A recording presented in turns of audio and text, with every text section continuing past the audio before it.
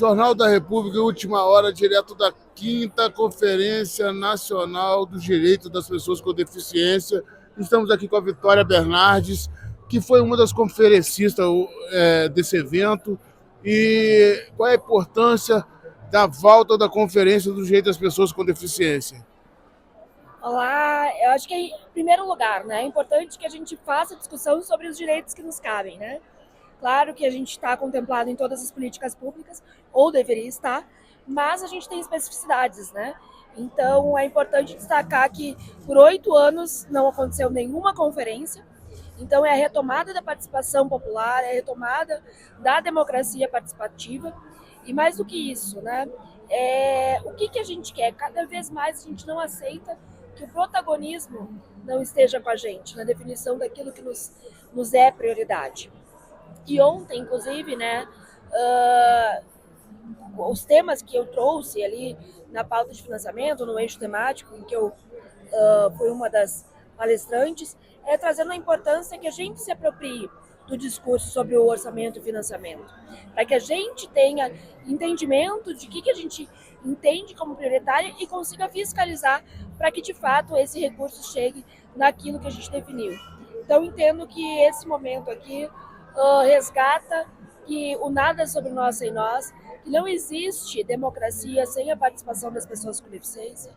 Resgata também a importância da gente ter conselhos, né, municipais, estaduais e o próprio Conselho Nacional de Direitos da Pessoa com Deficiência forte, né, que tenha o amparo legal, né, na sua Constituição, inclusive que a gente possa pensar sobre qual é a divisão, como é que a gente quer compor os conselhos, né?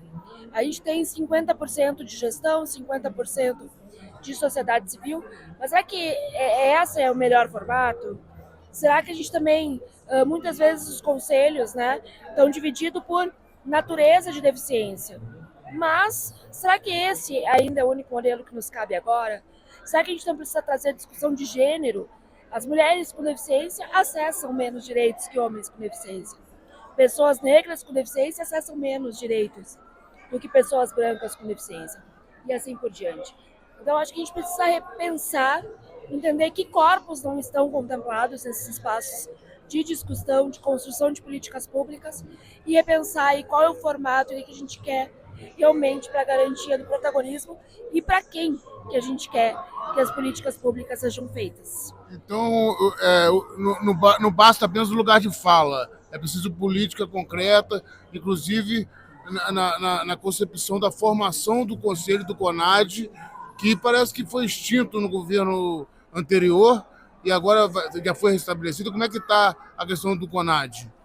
Pois é, interessante, né? A gente vivenciou aí um forte ataque à democracia participativa no governo anterior, né? Em que levou à extinção não só do CONAD, mas de outros conselhos, de outros espaços de participação popular, né? Mas depois, ainda no governo anterior, o CONAD foi retomado. Só que, por exemplo, ele não passou por um processo de eleição das entidades que compõem o CONAD, e sim um processo seletivo, em que a própria gestão selecionou as entidades que queriam que compusesse o CONAD. Então, assim, por mais que agora nós estejamos um governo democrático, é importante que a gente tenha uma garantia legal que isso não volte a acontecer, né? Eu, por exemplo, sou conselheira nacional de saúde e o CNS, que tem um amparo legal robusto, né?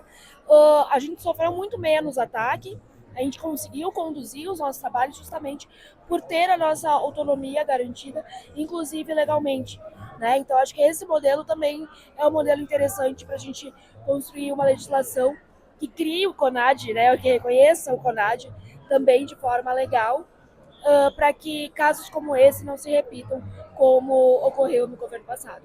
Então, o ministro Silvio Almeida e o Lula hoje assinaram vários decretos, várias leis em prol da melhoria dos direitos da pessoa com deficiência, mas ainda falta regularizar, por exemplo, a questão dos conselhos dos deficientes, dos direitos dos deficientes. Que também tem uma questão da autonomia, né?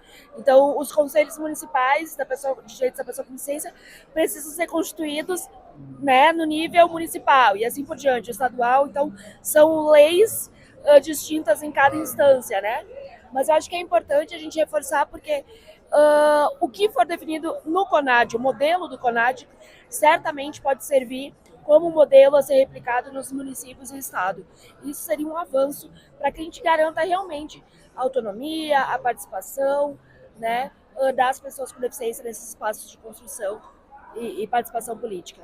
Como é que está o Plano Nacional dos Direitos das Pessoas com Deficiência? Ele tem tido uma efetividade, ele tem sido respeitado ou ainda tem que avançar muito?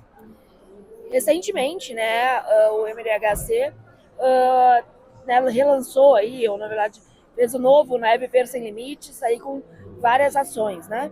E é uma ação interministerial, enfim, que acho que avança e coloca também, né, que as pessoas com deficiência não podem ser uma pauta ou só serem pautadas dentro do Ministério dos Direitos Humanos. A gente precisa de políticas específicas e do envolvimento setorial, né, da saúde, da educação, da assistência. Então, acho que o Viver Sem Limite, inclusive, traz também a perspectiva da formação de novas lideranças, porque a gente sabe que o orçamento é disputado, as pautas são disputadas, e a gente precisa também ter pessoas com deficiência mobilizadas, entendendo aí, né, os processos de participação para efetivar os nossos direitos, né? Muito obrigado, Vitória. Vitória é a prova viva de que as pessoas com deficiência têm o seu lugar na sociedade e que realmente elas têm que ter respeitado e têm que ter as políticas diferenciadas, porque já dizia Rui Barbosa, a maior injustiça é tratar os desiguais igualmente. Exatamente. E mais do que isso, eu acho que eu sou a prova que com acesso, né, é possível. E essa não é uma realidade para a maior parte da população com deficiência, né? Que ainda enfrenta muitas barreiras para o exercício da sua cidadania, e a gente não pode mais tolerar sobre isso porque é uma questão de injustiça social, né? E uma sociedade que se pretende, enfim, coerente e, né, comprometida, né, com os direitos humanos, é impossível tolerar a nossa exclusão, né? Muito obrigado, Vitória. Jornal da República e Última Hora, notícia levada a sério.